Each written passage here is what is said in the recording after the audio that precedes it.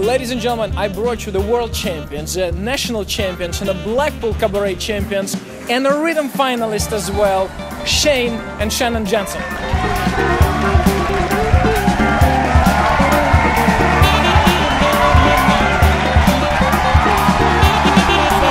thank you for joining me. I'm glad to have you. Thank you for all the trouble to go through to coming here.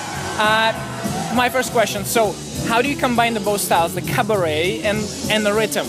In my opinion, it's super difficult. You're having hardcore tricks, and even I'm right now trying to do something like this with my student. I'm already got injured my neck, I pulled my back.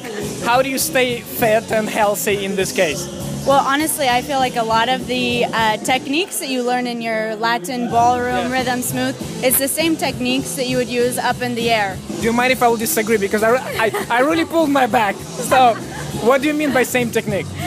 The way you hold yourself. Obviously, you're going to have a strong leg on the floor if you're standing on it. Okay. So if you're standing on somebody's hand, it's no different. You have a strong leg to stand on somebody's hand as you would on the floor. Okay. So. Yeah, just all the same rules apply. Projection your body weight across the floor in your Latin dancing.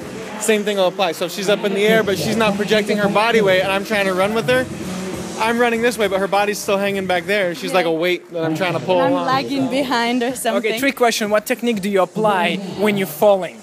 Because that's how I pulled myself. So I was falling, I couldn't apply any technique. So what emergency technique you having there? Well, I think the most important thing is on the girl for falling, because if she doesn't stay toned in her body, the same things, you stand up straight, you keep strong legs, things like this in the Latin and ballroom. If you don't keep those things when you're falling, then you become a sack of potatoes and the man can't catch you. So you have to stay somewhat energized when falling. Until she's on the floor, she needs to act like she's still in the air. Until your teeth hit the ground, you're still acting. Exactly. Pretty much. Until I can put her down, she has no control over what's going to happen because she's in the air. So until I put her back on her own feet, she has to still be lifting. And then I put her down. Now she's in charge of herself again. Okay, so the same thing when she's falling. So you're kind of like you're falling flat like this. She's on top, right? So, yes. And she has to still stay pretty until she hits the ground. Yes. Yeah. So if she's up here and she starts falling and she goes all noodly, it's like trying to catch sand in the air. Okay. So if she keeps herself fixed in her position, I can catch her like, a 2x4 rather than just sand falling through and hitting the ground. So. And I think that your mind plays a huge role in this, because mine was because if you let it show on your face that you're scared, then of course your audience is going to feel scared too, and then they're going to react, they're going to gasp, they're going to do something, and then they're going to make you feel even more scared. Aren't you feel scared on top of his arm when he's running across the ballroom? Not so much anymore. I'm just very aware, I would say. You're afraid of heights? I used to be.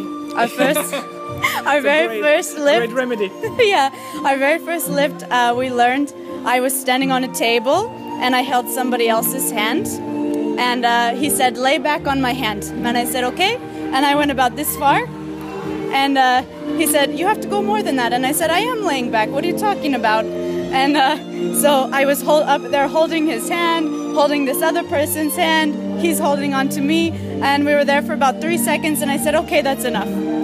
Wow. Yeah, when we started, I had to trick her into doing some of our lifts. Really? Yeah. By the way, how many years ago did you start to do cabaret? We've been dancing together for 8 years. Cabaret, just a little bit less than that. Together. So you became the world champions pretty fast. Like how many years it took you? We actually won. We turned professional in 2012, and we won at USDC. Was one of our first competitions, and we actually won the theater arts division there. It's different than the cabaret. It has all the couples on the floor.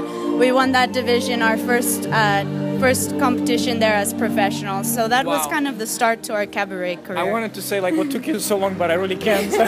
It was really fast. The world title we won, I think, 2 or 3 years later. After that, we won the world Congratulations, title. it's amazing. I mean, your tricks are fantastic. So, I mean, it's like...